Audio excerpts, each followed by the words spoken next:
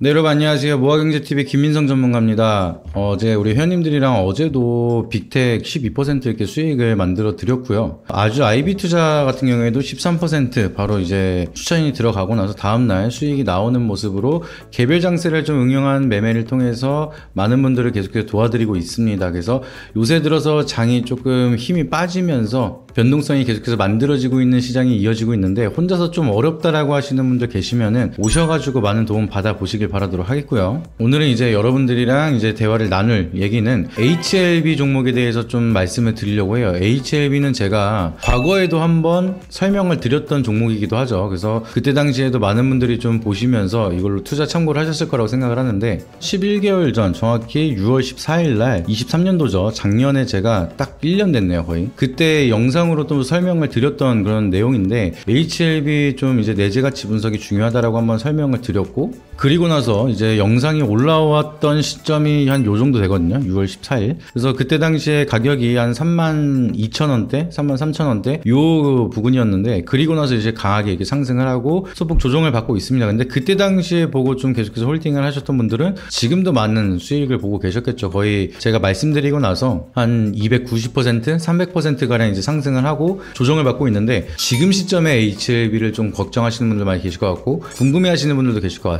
같아요. 그래서 그때 당시에는 이제 새롭게 신규 진입을 하시는 분들은 이런 내재가치 모멘텀을 보고 이제 투자를 고려하셔라라고 말씀을 드렸는데 지금은 보유하고 계신데 특히나 좀 물리신 분들 어떻게 좀 바라봐야 될지 그 부분에 대해서 함께 좀 얘기를 나눠보도록 하겠습니다. HLB는 뭐 다들 알다시피 주주총회 때도 뭐 플랜카드 걸 정도로 굉장히 분위기가 좋고 워낙 강한 상승을 보여주는데 이렇게 상승했던 이유가 제가 작년에 설명을 드렸던 리보세나리 관련된 이제 기대감 때문에 계속해서 올라가는 거고 약이 보유하고 있는 내재가치에 대한 모멘텀이 부각이 받기 시작을 한다라고 하면은 그때 당시에도 설명을 드렸던 게 과거 전 저점이었던 89,000원 이상까지도 올라갈 거라고 제가 영상으로 말씀을 드렸어요. 그리고 나서 그 이상으로 이제 잘 올라가는 모습이 나타났는데 그러다가 승인 문제로 이제 FDA에서 이제 제조법 관련해서 이슈가 나오기 시작을 했죠. 그래서 보안 요청이 나타나기 시작을 하면서 하한가를 맞으면서 거의 임상 실패를 한 것처럼 이제 큰 하락이 나타났는데 보통 개인분들이 이제 이런 구간에서 포모 현상이 나타나면서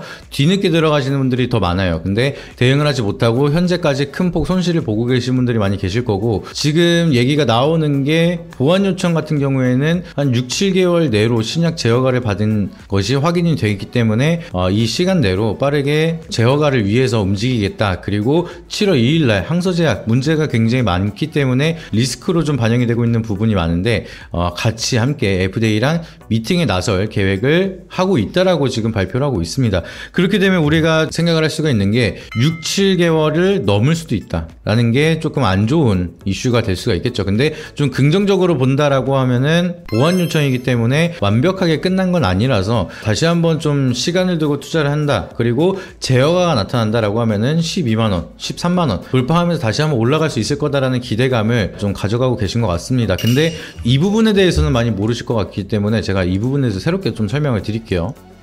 저희 채널에서 드리지 못한 핵심 정보주를 무료로 받아보실 수 있습니다. 모아경제TV 핵심주 신청 방법은 저희 채널 구독 누르시고 010-5750-3228 번호로 문자 정보만 남겨주시면 됩니다. 또는 카카오톡에서 모아경제TV를 검색하시게 되면 빠르게 받아보실 수 있습니다. 실력 보시고 수익 잘 나면 연회비 9만원의 정보를 받아보실 수 있으니 돈 되는 정보만 딱 받고 싶다 하시는 분들은 신청해 주시기 바라도록 하겠습니다. 공시를 보시게 되면은 지금 HLB 같은 경우에는 이 구간에 좀 조정이 많았습니다. 그래서 이때 왜 눌렸는지 제가 한번 공시를 딱 봤는데 10이랑 BW가 발행이 많이 되어 있는 기업이에요. 아무래도 실적으로 이제 계속해서 돈을 벌어내는 그런 기업이 아니라 임상을 통해서 새로운 내재 가치를 통해 기대감으로 주가가 올라가는 그런 기업이다 보니까 임상 실험을 하는 기업은 기본적으로 투자를 받아서 그 투자금으로 계속해서 개발을 하고 그 개발을 통해서 새로운 투자를 이어가는 기업이기 때문에 아무래도 12 발행이라든지 BW 발행이 굉장히 많을 수밖에 없습니다. 쉽게 말하면 사채 발행을 했다는 거죠. 그리고 12 같은 경우에는 이제 내가 돈을 빌렸는데 이거를 사채를 주식으로 전환할 수 있는 권리를 함께 주면서 발행을 하기 때문에 12 발행을 하는 경우가 굉장히 많고요. BW 같은 경우에는 신주 인수권을 이제 부가적으로 사채에 넣어서 발행을 해주는 게 BW입니다. 그래서 둘 다 사채인데 12 같은 경우에는 이 사채 금액을 아예 주식으로 전환을 해서 이 사채업자들이 알아서 매도를 하고 나갈 수 있게끔 그런 시스템이 되어 있고요. BW 같은 경우에는 주식이 새롭게 발행이 될 때마다 먼저 살 수 있는 권리를 그때그때 권한을 받으면서 할인된 가격으로 주식을 받아서 바로 매도를 할 수 있는 그런 권리가 포함되어 있는 게 BW입니다.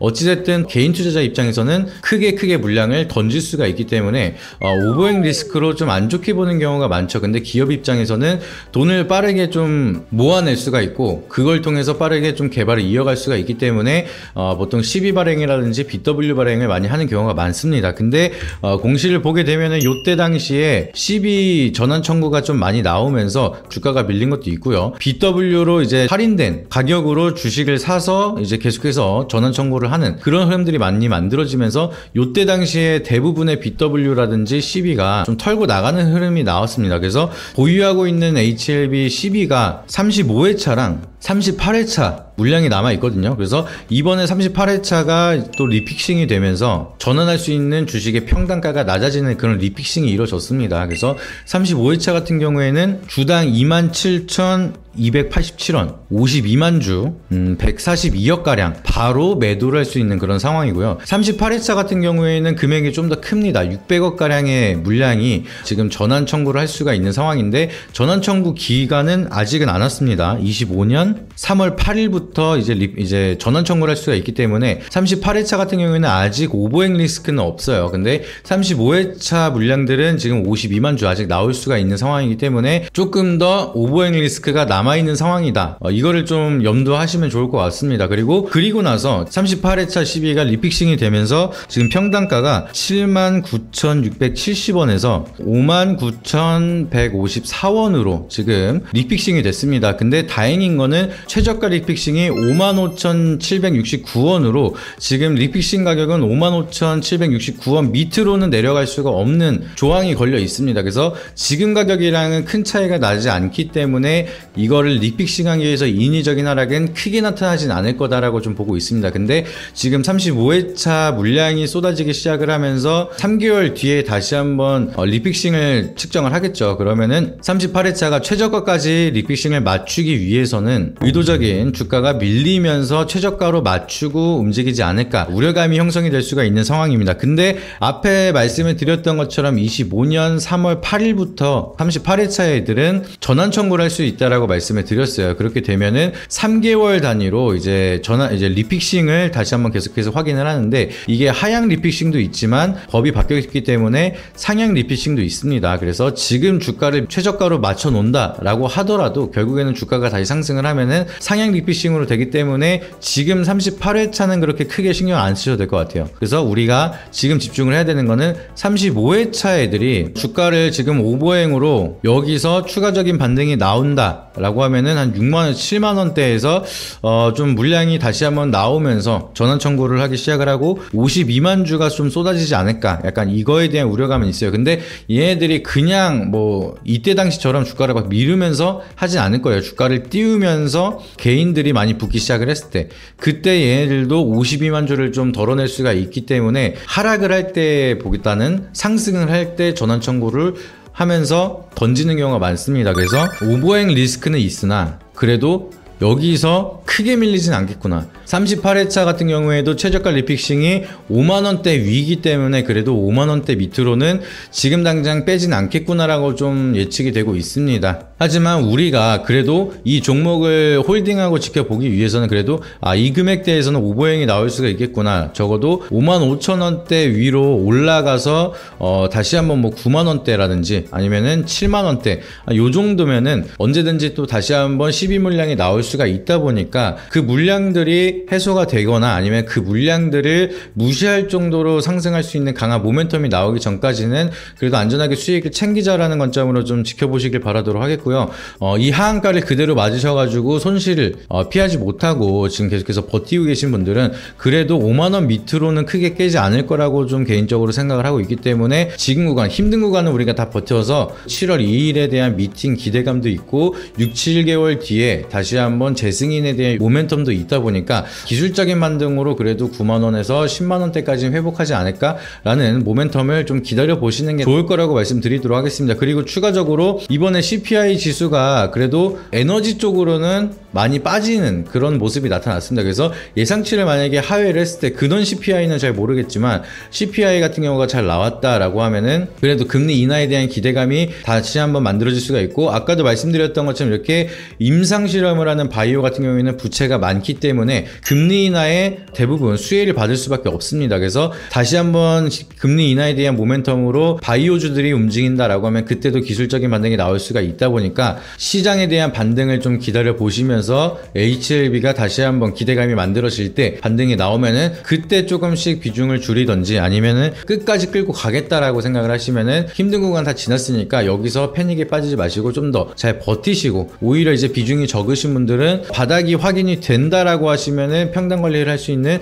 그런 기회가 있다라고 생각을 하시고 시장의 흐름을 보면서 대응하시면은 그래도 아직은 우리가 포기할 만한 구간은 아니다라고 좀 생각을 하고 있습니다. 그래서 지금 당장 뭐 최고의 악재는 FDA에서 완전하게 임상 실패 판정을 받고 리보세나립이 완전히 그냥 끝났다라고 하면은 지금 당장 뭐 뒤도 안 돌아보고 손절을 쳐야겠지만, 그래도 12만 9천 원에서 6만 원대를 지키고 있는, 5만 원에서 6만 원대를 지키고 있는 이유는 재승인에 대한 모멘텀이 아직까지는 살아있고, 그리고 600억 어치에 대한 물량이 다시 한번 작업을 해서 주가를 올려놓고 정리를 하기 위해서는 내년 3월까지는 그래도 시간이 있지만 얘네들이 전환 청구에서 나오기 위해서는 어느 정도 하방을 지지하고 시기가 됐을 때는 주가를 올릴 가능성이 높다라고 좀 생각을 하시면 좋을 것 같습니다. 근데 시비가 있다고 해서 무조건 얘네들이 주가를 띄우는 건 아닙니다. 얘네들이 만약에 주가를 띄우기가 어려워졌다, 최저가 리픽싱으로 해서 5만 5천 원대까지 맞춰놨는데 현재 주가는 뭐 2만 원에서 3만 원대다,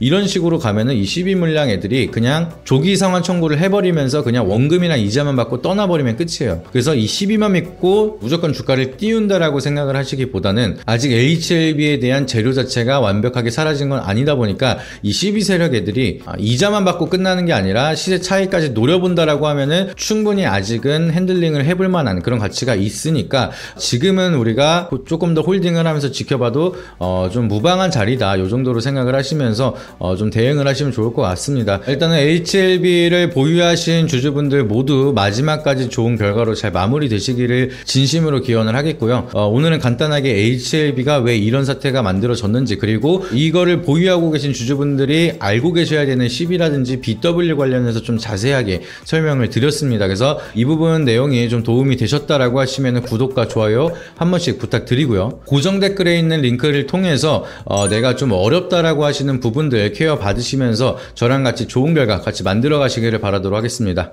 네, 이상입니다. 앞선 영상 속에서 말씀드린 투자 전략 노하우에 대해 더 자세히 알고 싶은 분들은 지금 바로 영상 설명란 혹은 고정 댓글을 확인해 주시면 됩니다. 현직 경제방송 전문가님이 직접 운영하시는 카페 링크도 첨부해 두었으니 가입하셔서 시황 브리핑과 교육 자료도 함께 받아보시기 바랍니다.